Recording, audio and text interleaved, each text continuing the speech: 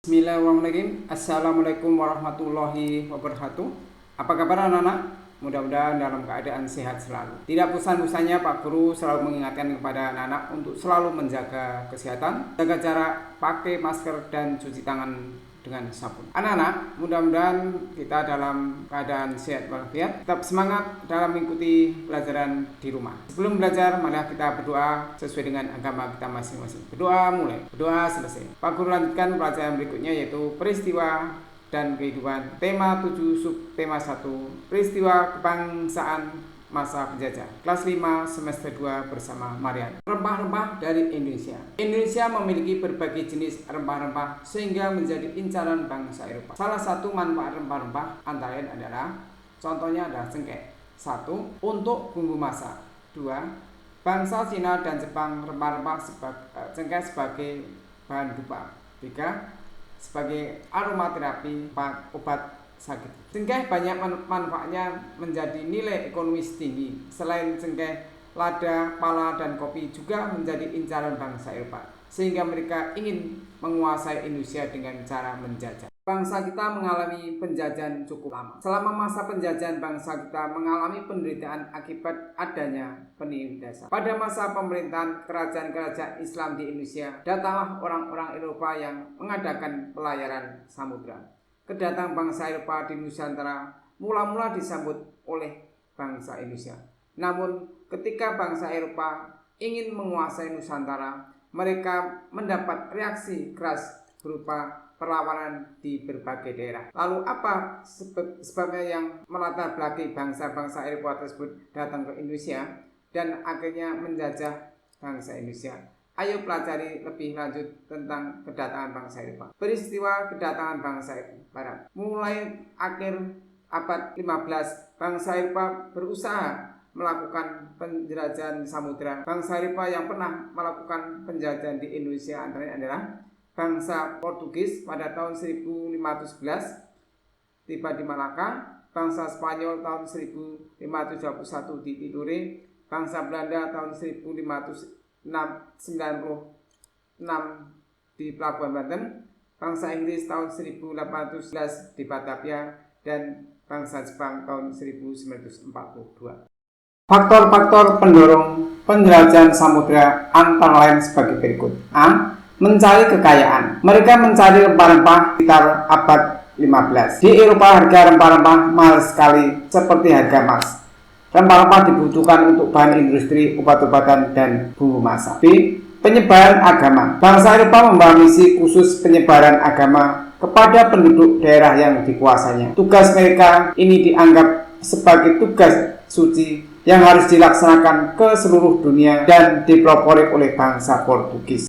C. Mencari kejayaan. Di Eropa, apabila suatu negara mempunyai banyak tanah jajahan, negara tersebut termasuk negara yang jaya. Maka negara-negara Eropa berlomba-lomba untuk mencari tanah jajahan sebanyak-banyaknya. Perkembangan ilmu pengetahuan dan teknologi. Dikembangkannya teknik pembuatan kapal dan dapat digunakan untuk mengarungi samudera luas. 2. Ditemukan senjata guna untuk melindungi pelayaran dari ancaman perampok dan lain sebagainya.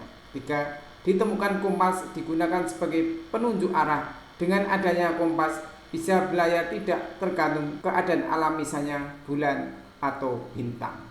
Peristiwa-peristiwa pada masa pemerintahan kolonial Inggris. Setelah berhasil menguasai Indonesia, pemerintah Inggris kemudian mengangkat Thomas Stamford Raffles sebagai Letnan Gubernur di Indonesia. Raffles mulai bertugas pada tanggal 19 Oktober 1811. Kebijaksanaan di bidang ilmu pengetahuan. 1.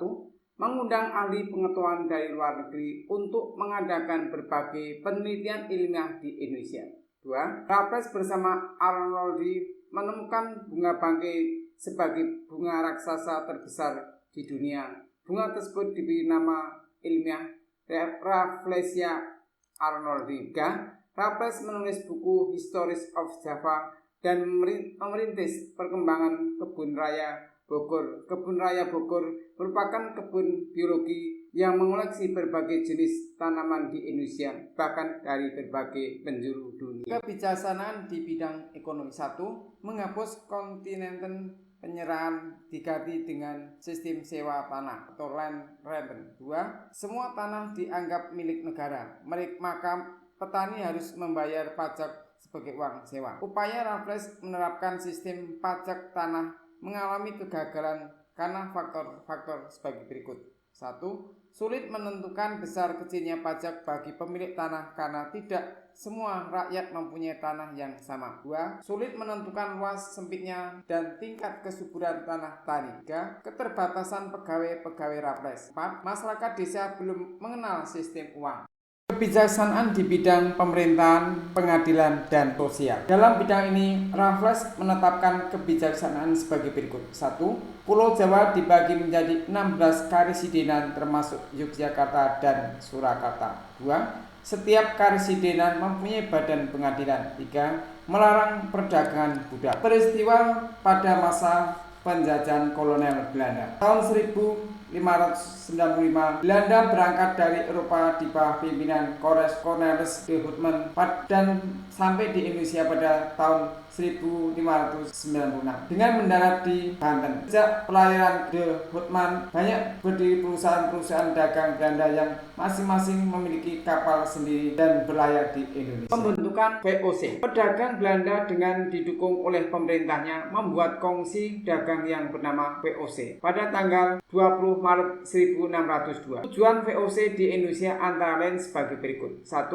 Menguasai pelabuhan-pelabuhan penting. 2. Menguasai kerajaan-kerajaan di Indonesia. 3. Melaksanakan monopoli perdagangan rempah-rempah. Pengalian kekuasaan VOC kepada kerajaan Belanda. Memasuki akhir abad ke-18, kejayaan VOC mulai merosot. Faktor internal yang menyebabkan kemerosotan VOC adalah sebagai berikut. 1. Banyak pegawai VOC yang melakukan korupsi. 2. Sulitnya melakukan pengawasan terhadap daerah penguasaan VOC yang sangat luas. Faktor-faktor eksternal yang menyebabkan kemerosotan VOC adalah sebagai berikut. 1. Meletusnya revolusi Prancis menyebabkan Belanda kalah dengan Prancis di bawah pimpinan Napoleon Bonaparte. 2. Penentangan oleh rakyat Indonesia terhadap VOC dalam bentuk peperangan yang banyak menyedot pembiayaan dan tenaga. Pada tanggal 15 Januari 1808, Herman W. Dendels menerima kekuasaan dari Gubernur Jenderal Weisse. Dendels diberi tugas mempertahankan Pulau Jawa dari serangan Inggris karena Inggris telah menguasai daerah kekuasaan VOC di Sumatera, Ambon, dan Banda. Sebagai Gubernur Jenderal, langkah-langkah yang ditempuh Dendels antara lain: 1. Meningkatkan jumlah tentara dengan cara mengambil dari berbagai suku bangsa di Indonesia. 2. Membangun pabrik senjata di Semarang dan Surabaya. 3. Membangun pangkalan armada di Anyer dan Ujung Kulon. 4. Membangun jalan raya dari Anyer hingga Panaraban sepanjang lebih kurang 1.100 km. 5. Membangun benteng-benteng pertahanan. Dendels menerapkan sistem kerja paksa atau rodi. Dendels juga melakukan berbagai usaha untuk mengumpulkan dana dalam menghadapi Inggris, antara lain mengadakan penyerahan hasil bumi, memaksa rakyat menjual hasil buminya kepada pemerintah Belanda dan dengan harga yang murah, mewajibkan rakyat periangan untuk menanam kopi dan menjual tanah-tanah. Demikian yang dapat aku sampaikan. Kurang lebihnya mohon maaf. Sampai ketemu di materi berikutnya. Terima kasih, selamat belajar.